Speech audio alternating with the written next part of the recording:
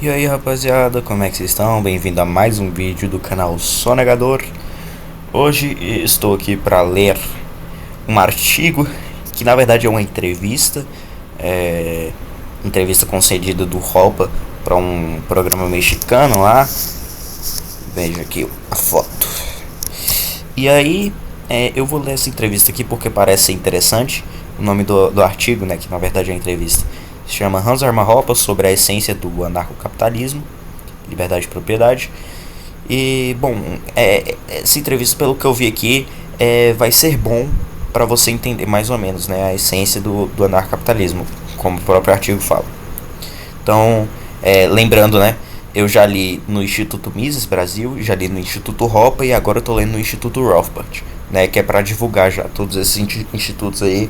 Os mais famosos são o Mises e o Rothbard. O Hoppe ele não é tão famoso não, que quem criou ele foi o Rick Theo em 2021, mas recomendo, tá? Então lá não tem muitos artigos, não tem muitos livros e tal, mas mesmo assim recomendo você ir lá para dar uma forcinha, ler alguns artigos, né, adquirir conhecimento descentralizado. Então vamos lá começar a ler esta entrevista. Sérgio Sarmiento, que é o nome do cara que está entrevistando. Professor Hoppe, muito obrigado por essa entrevista. Deixe-me começar com a liberdade. Por que a liberdade ainda é importante? Em um momento em que alguns pensadores, alguns filósofos acreditam que a igualdade ou talvez outras virtudes seriam mais importantes. Ok, uma boa pergunta, né? Por que a liberdade é importante se alguns filósofos acreditam que a igualdade é mais importante que a liberdade? Vamos ver a resposta do Hoppe para isso. A liberdade é importante porque temos que ser capazes de agir independentemente de outros indivíduos. E para agir independentemente de outros indivíduos, precisamos de propriedade privada. Evidente. A propriedade privada nos permite perseguir nossos próprios objetivos individuais sem precisar da permissão de outras pessoas para fazê-lo. E a liberdade nada mais é do que a capacidade de usar a sua própria propriedade de acordo com seus próprios desejos e suas vontades, sem, no entanto, é claro, interferir em uma propriedade física que pertence às outras pessoas. Né? Aqui um princípio básico, né, no anarcapitalismo, que é o princípio um direito, o único direito que existe é o direito à propriedade. Todo o resto deriva disso, inclusive a liberdade. É basicamente isso que o Hoppe falou, né? A liberdade que deriva de como você pode usar sua propriedade da forma como você quiser, desde que não agrida a propriedade de outras pessoas, né? Então isso é a liberdade, né? Derivação do direito à propriedade. Sérgio Sarmiento. Então, a propriedade privada é essencial para a liberdade?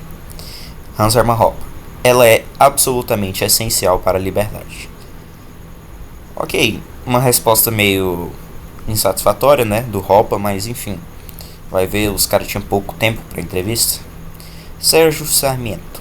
Você criticou a democracia e disse que em alguns casos a democracia pode ser um obstáculo à liberdade e, claro, aos direitos de propriedade privada. Hans Hermann Hoppe. Existem duas definições de democracia. Ludwig von Mises deu uma definição que diz que a democracia é a capacidade das pessoas decidirem que querem se separar de outras pessoas com as quais não concordam. Nesse caso, as pessoas realmente governam a si mesmas. Então, ele incluiu a permissão da secessão e considerou que a permissão de um grupo de se separar de um grupo maior seria a definição de democracia. Então, assim, você governa a si mesmo. Mas, claro, a definição tradicional de democracia é regra da maioria. A maioria determina quais regras são válidas e quais não são. Nesse sentido, a democracia é, claro, uma forma branda de comunismo. Ela introduz a regra da maioria. Não posso mais determinar o que fazer sozinho com minha propriedade, mas há uma instituição que pode interferir na minha propriedade e pode me dizer: você não pode fazer com sua propriedade o que quiser fazer com sua propriedade, apesar do fato de não danificar a propriedade de ninguém. Então a democracia, né, segundo Hoppe, é uma forma branda de comunismo, porque ela determina, né, que você não pode fazer o que você quiser com a sua propriedade, desde que não fira a propriedade dos outros. E isso fere a sua liberdade, né? E ele citou aqui no início um fato interessante que eu não sabia, né, que o Joey von Mises deu outra definição de democracia, né, que era uma democracia onde as pessoas seriam capazes de se separar dos grupos maiores. Então, acho que nesse caso o Hoppe ele acharia isso válido, né? Porque nesse caso você realmente governaria a si mesmo, a sua própria propriedade. Já na democracia no sentido tradicional, onde a maioria vota, onde a maioria ganha no voto, essas coisas, essas definições de democracia, governo do povo, enfim, é uma forma branda de comunismo, né? Porque você não pode fazer o que você quiser com a sua propriedade, apesar de que não vai danificar a propriedade de ninguém, como a gente vê hoje em dia em vários países. Sérgio Sarmento.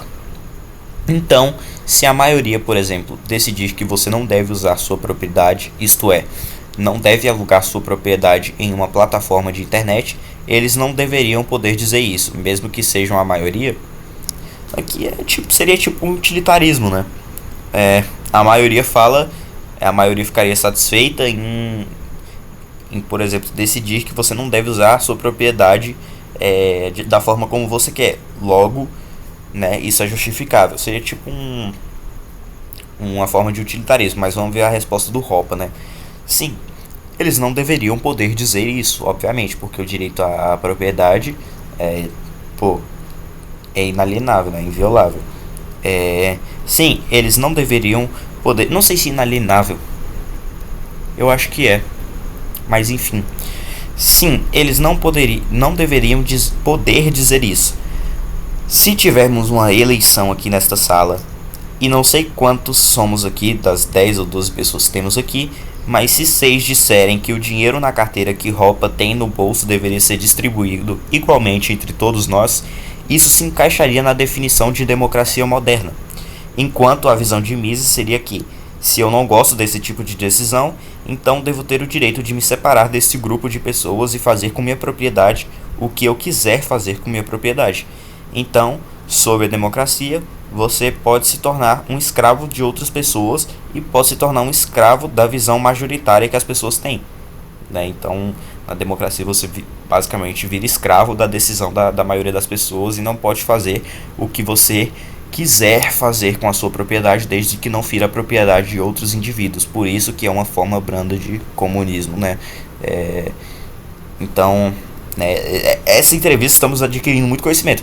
Vou trazer outras entrevistas do Hoppe, inclusive eu vi um Joel Pinheiro, que é um liberal, fez ao Hoppe lá no Instituto Mises Brasil. Eu vi esse artigo, eu vou trazer para vocês, eu acho que no próximo vídeo, né? Porque realmente é uma coisa assim muito bom até para iniciante, né, para ficar sabendo como é que funciona e tal, porque os caras que fazem as entrevistas, eles não são anarcocapitalistas. Então eles perguntam coisas que pessoas que não são anarcocapitalistas perguntariam a anarcocapitalistas. Então você já tem uma base de como responder isso, sabe? Então é muito interessante, né? Tô adquirindo muito conhecimento aqui. Esse bagulho do Mises apoiar a secessão voluntária, né, como definição de democracia dele, eu mesmo não sabia disso, eu tô descobrindo agora. Então, né, é muito interessante. Vou trazer as outras entrevistas que deram ao Hoppe nos próximos vídeos, né, nos artigos. Sérgio Sarmento. Você foi descrito como um dos principais representantes do anarcocapitalismo no mundo. O que é anarcocapitalismo? Vamos ver a definição do Hans Hermann Hoppe do que seja anarcocapitalismo. O anarcocapitalismo nada mais é do que uma sociedade de leis privadas.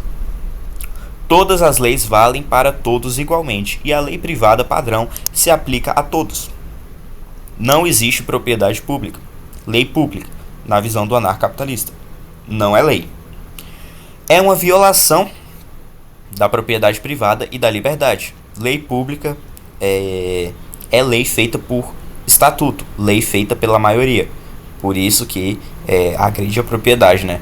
Então, tipo, a democracia, o Estado ele justifica, né, a maioria. Se for uma democracia, né, no caso, justifica a maioria a agredir a propriedade, né? Na sociedade de leis privadas, não. Você coloca tudo no mercado competitivo, né? Então, enfim, já tem um vídeo no canal sobre a sociedade de leis privadas. Então é interessante, né? O Hoppe ele não define anarcocapitalismo como a visão estendida do PNA, da ética argumentada. Não, Eu inclusive achava que ele ia responder algo relacionado à ética argumentativa, né? Uma coisa mais filosófica assim, mas não. Ele respondeu que é uma sociedade de leis privadas, né? Interessante. Sérgio Sarmiento. Na verdade, a ética argumentativa, se for seguida, logicamente, chega na sociedade de leis privadas, obviamente. Mas eu achava que ele ia dar essa resposta, entendeu? Achava que ele ia falar, não, o anarcocapitalismo, vejamos, é tipo a forma final da ética argumentativa, da lógica da argumentação, aí ele vai derivando, entendeu? Você tem direito à autopropriedade, logo a propriedade de outras pessoas, o Estado viola a propriedade, logo você chega no total livre mercado, onde você controla a sua propriedade da forma como você quer, desde que não agrida a propriedade de outros indivíduos, e isso é anarcocapitalismo. Achava que ele ia dar alguma resposta do tipo, né? Mas ele falou que é uma sociedade de leis privadas. Interessante. Sérgio Sarmiento. Mas podemos ter leis sem o Estado? Vamos ver a resposta do Hoppe. Sim. Resposta longa. Sim, podemos ter leis sem o Estado. Em cada pequena vila, você pode ver que as pessoas podem organizar suas próprias vidas. Elas têm autoridades naturais. Existem pessoas que têm prestígio em uma comunidade, cuja palavra conta mais do que a palavra de outras pessoas. E sempre que temos uma disputa, recorremos a essas pessoas e essas pessoas decidem quem está certo e quem está errado. Mas essas próprias pessoas também estão sujeitas a mais controle. Elas também podem, caso as pessoas sintam que estão tomando decisões erradas, ser acusadas de terem cometido um crime. E a diferença para a situação atual é que se você tentar reclamar de uma lei estatal, a decisão se você está certo ou se a lei estatal está certa é tomada por funcionários do próprio Estado, né? Eles vão se beneficiar, óbvio. Então, o problema, e eu falarei depois no meu curto discurso sobre esse problema também, em qualquer conflito nunca pode uma das partes do conflito ser a parte que toma a decisão. Devemos ter um árbitro neutro que decida quem está certo em qualquer tipo de conflito, em vez de ter um lado das duas partes conflitantes sempre tendo a última palavra. É isso que temos atualmente. Sempre que você discorda de uma lei que o Estado aprova e vai ao tribunal reclamar sobre isso, a decisão se você está certo ou o Estado está certo será tomada por um funcionário do Estado. O que torna previsível então qual será o resultado dessa decisão.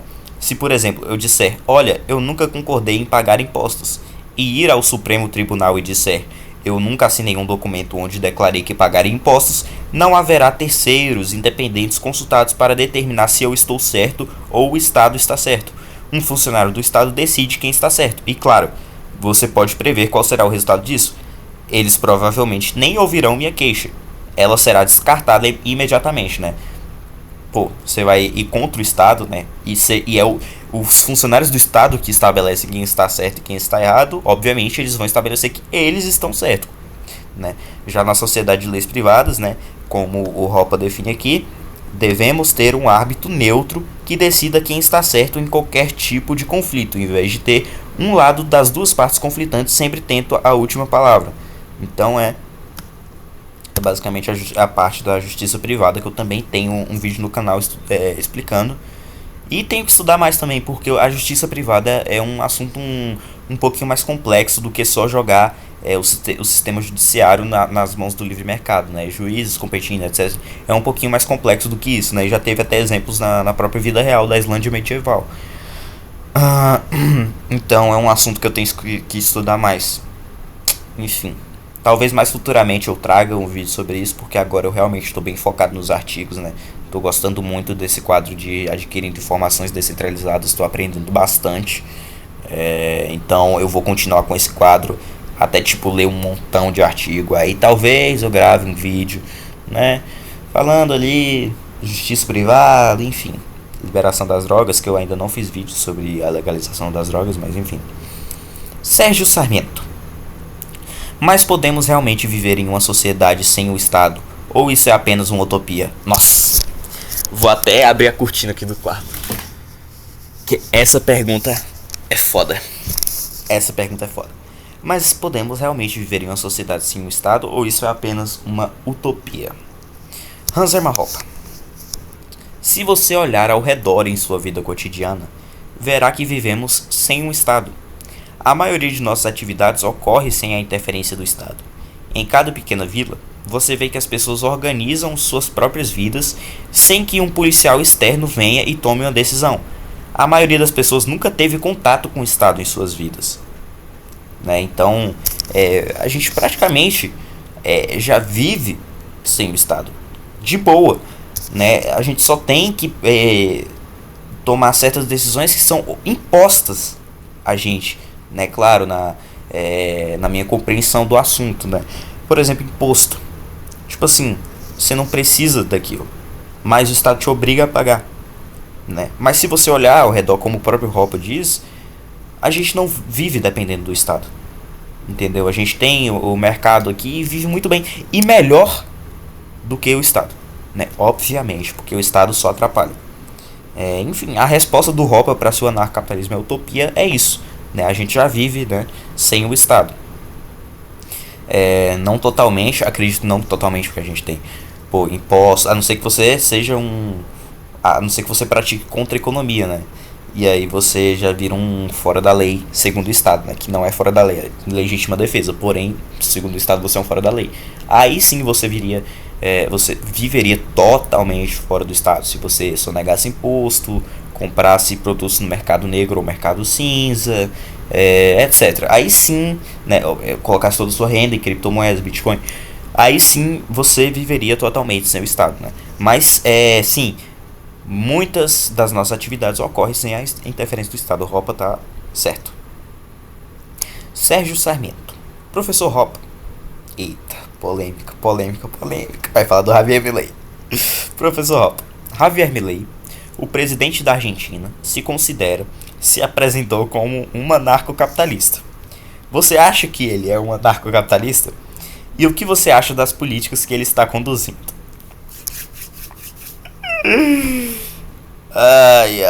Vamos ver qual é a resposta do Hoppe, Hans Hermann Hoppe, do que ele acha se o Milei é um anarcocapitalista ou não. Dei recentemente uma entrevista sobre esse assunto e critiquei duramente o Sr. Milei.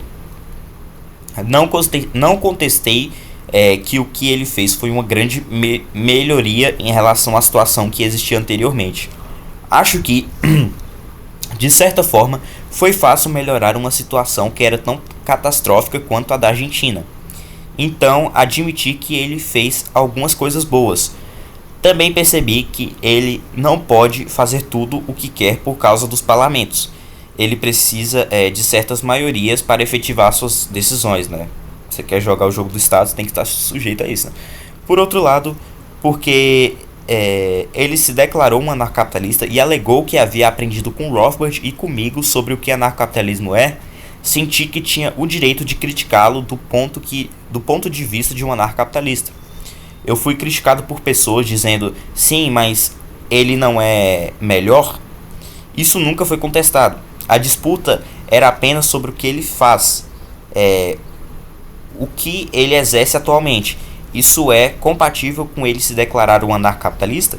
E aí devo dizer que havia certas coisas que eram claramente uma violação desses princípios. Eu acho, né, acredito eu, que você mesmo entrar na política já é uma violação do princípio anarcapitalista, né?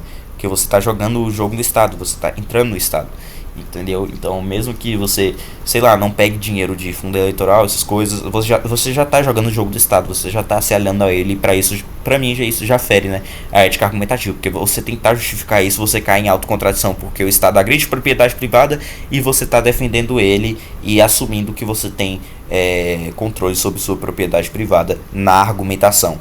Então, gradualismo é contradição performativa. Por exemplo, ele reduziu alguns impostos, mas também aumentou impostos, embora ele tenha afirmado, e essa é uma visão do anarcocapitalista, que impostos são roubo. As pessoas nunca concordaram com os impostos. Eles foram impostos a elas. Você será preso se não pagar seus impostos. Esses não são pagamentos voluntários, logicamente, né, um ferimento de propriedade. Então ele disse, eu irei abolir o Banco Central. O Banco Central é a instituição que é, do ponto de vista do poder estatal, a instituição mais importante, porque eles podem simplesmente imprimir dinheiro do nada. Sem um banco central, você teria que depender inteiramente de impostos. E se você tivesse que depender inteiramente de impostos, os estados não poderiam fazer muitas das coisas que eles fazem atualmente. Né? Outra forma, né, que o estado sobrevive não é só de impostos, mas também imprimindo dinheiro usando o Banco Central, né, que é muito importante para o estado. E a gente já viu essa questão do Banco Central no último artigo que eu li, que é por que o estado exige o controle do dinheiro, que também é do Hopper. Cadê onde eu estava mesmo? Imagine, por exemplo, quão difícil é ir para a guerra sem ser capaz de imprimir o dinheiro que é necessário para pagar os soldados, comprar as armas e assim por diante, e depender apenas das contribuições fiscais que as pessoas fazem para isso. As guerras foram facilitadas por causa dos bancos centrais, e seriam muito mais difíceis sem eles. Então, embora ele tenha prometido que faria isso, ele não fez. E eu sei que ele realmente precisava de permissão para fazer isso, mas ele nem tentou. Ele tentou várias outras coisas e buscou maiorias para várias outras mudanças na legislação, mas ele não fez nenhuma tentativa de fechar o Banco Central. E se o Banco Central for fechado, então podemos, é claro, se livrar imediatamente do problema da inflação, porque a inflação é causada apenas pela impressão de dinheiro. Se não tivesse o Banco Central, você não teria inflação. E, inclusive, eu percebi uma coisa, é por isso que a maioria dos países, quando entravam em guerra antigamente na história, depois da guerra, eles estavam em uma situação de crise econômica extremamente forte.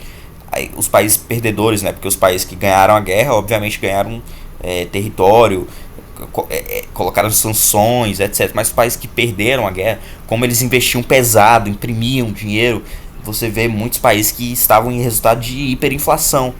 A própria Alemanha, depois da Primeira e da Segunda Guerra, entrou em um resultado de hiperinflação. E a Alemanha, depois da Segunda Guerra, ela se dividiu entre a Alemanha Oriental, que era socialista, e a Alemanha Ocidental, que era capitalista. E a Alemanha Ocidental, obviamente, cresceu economicamente, e a Alemanha Oriental quebrou.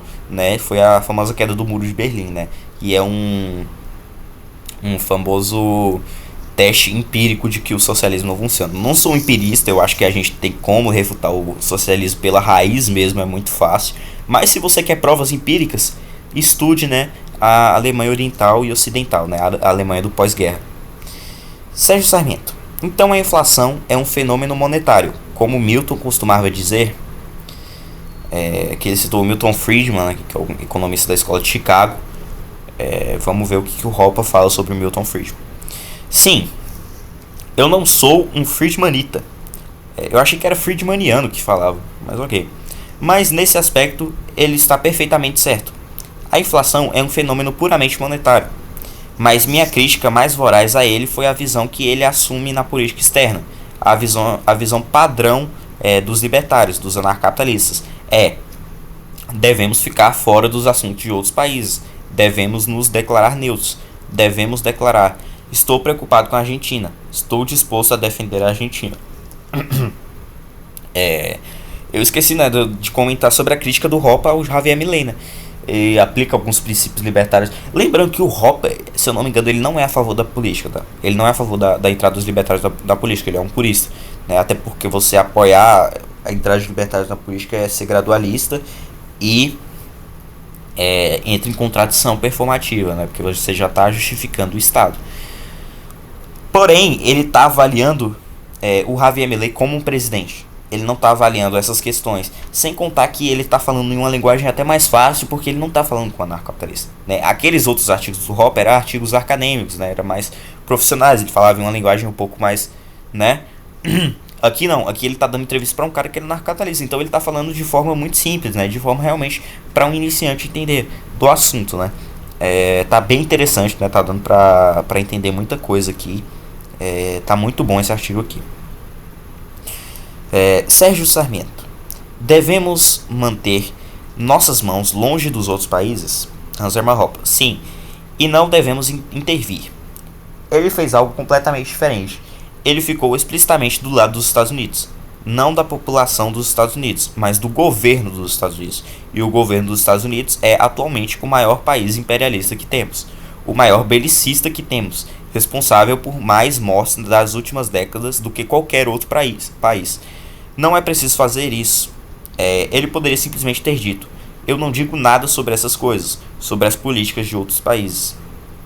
Então, né, o Hopper ele já está, né, analisando, né, o Javier Milei, ele, por mais que ele tenha feito algumas coisas libertárias na política, ele cometeu vários erros, né, ele apoiou os Estados Unidos, que é o país mais imperialista, é realmente imperialista, né, nisso os comunistas estão certos em relação aos Estados Unidos, é realmente um país imperialista, belicista, ocasionou várias mortes. O Milei, ele diminuiu impostos em algumas coisas, aumentou em outras, não é uma coisa libertária. Ele prometeu o fim do Banco Central e não cumpriu, né, nem sequer tentou. Enfim, algumas das críticas, né, do professor Hans Hermann Hoppe ao Javier Milei. Sérgio Sarmiento, professor Hans Hermann Hoppe, nosso tempo acabou e muito obrigado por essa conversa. Cara, realmente foi um artigo muito bom, tá? Muito bom, deu pra adquirir muito conhecimento com esse artigo, né? Justamente por ser uma conversa de um cara que não é anarcapitalista com o Hoppe. Quer dizer, eu não sei se esse cara não é, né? Mas tipo, como é uma entrevista pra um jornal mexicano, eu estou deduzindo a priori que o cara ele não seja um anarcapitalista e está entrevistando o Hoppe, né? Então ele responde as questões que a maioria dos dos que não são anarcapitalistas perguntam, né? Só faltava falar das estradas, né? Iluminação pública, monopólios naturais, já respondi tudo também, mas enfim, seria muito interessante ver o próprio Hoppe respondendo. Mas enfim, foi esse vídeo, espero que vocês tenham gostado, deu para adquirir muito conhecimento, e até o próximo vídeo, até a próxima entrevista aí que eu vou fazer, que eu vou gravar, valeu!